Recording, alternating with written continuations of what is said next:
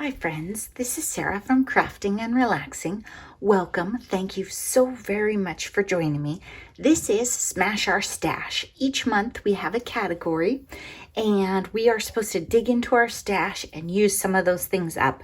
This is put on by Bourbon Creek Crafts, who is my friend Beth here on YouTube. And usually I get super inspired and go crazy. This month I just really didn't have a lot of these products and maybe had too many things going on. So I used up some border stickers. You can see I've got some empties. And then you've heard us talk about maybe peel-offs, which I just think is the European name for stickers maybe. These long skinny ones. So what I did was I had a couple of cards that I thought could be better.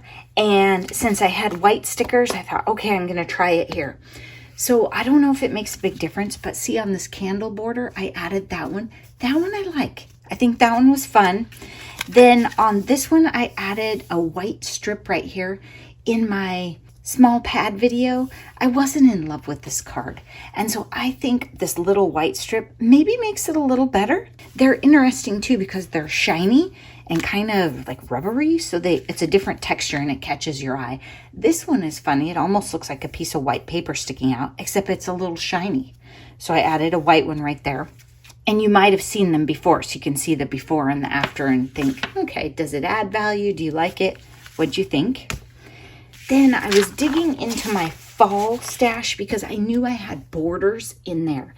Echo Park almost always has borders on their sticker things. That's where those ones came from that I cut off. I probably have some in Christmas too, but let's be honest, I should not open up another bin. So I stopped myself after I went through fall. But what I did was I thought, okay, what would I do with these? I can put them on cards, sure, but I really love these borders for journal pages.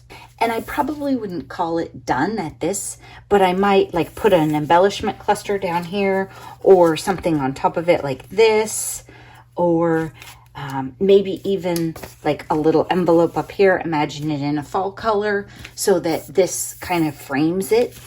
So I like them for that. So I put that one. Then I was thinking about, okay, this would be a signature in a journal, so it would be nice to have one back here too in the second half of the book. And then this one, these were pages that I tea-dyed in a video recently. Then this one, it actually had a tear, and I thought, okay, I'll use the sticker to reinforce it because I love the variation in color on this page, so I'm keeping it. So I put it across there, and then again, I can put an embellishment cluster and it'll be beautiful. Okay, my room is a mess, but something like this, but smaller and fall colors, and it would be cute there. And then the other side is reinforced now, and again, you could cover it up. I liked putting the sticker. It had an actual purpose for that. Then I got into, I think this is Simple Stories. They didn't go the full length of it, but really nice border, and I put it across the bottom. So if you think about it, my book would open up like this. Unless I make this the center page, you won't see them both at once, but they'd still be really nice at the bottom of a page. And then I had some scraps of borders, so I used one right here, one right here. And then on these, it wasn't a scrap, but I had these note cards that I tea-dyed, and I was thinking about if I was going to put a note card in a journal, I would very likely tuck it in like this. So this way I have apples across the top. Then when you flip it over, you've got another border. You could stamp right here, have a rubber stamp, but I didn't want stickers down at the bottom where it would catch. So that was my logic for those. And depending on if I use this one or how I like it, I might make more with this concept. It's nice to mix in the border stickers and then have other textures. So you could bring in washi tape or ribbon from some other month smash. I probably won't even put these 3 pages in the same journal. The idea I was thinking was 1 or 2 in one and spread them out. Go through your stash. Don't be afraid to use them. The one thing I would recommend advice for you, resist the urge to take the sticker off of the sheet. Lift the end of it. Anytime you're doing those big long 12 by 12 borders or these tiny peel-offs, lift it like this, just the one strip that you need to use. See, these are rubbery. They're funny. And then put your card under it. If I was going to run another strip on this card, I would put it in here. and I would move it over so I get the right length. And then I would say, okay, where would I, in fact, let's just do it. Why not? We'll just put another strip. We'll go, what about right about there?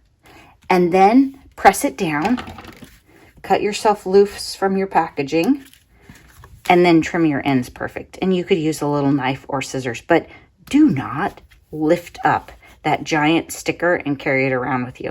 You will be much happier if you don't. So there you go. It should be easy to use these, and they should make you happy. Thanks so much for watching. Be sure to check out the other ideas because you're going to see some card makers, some scrapbookers. Scrapbookers might do amazing things with these. And there might be people that have tons of colors of peel-offs. Thanks so much for watching. Bye-bye.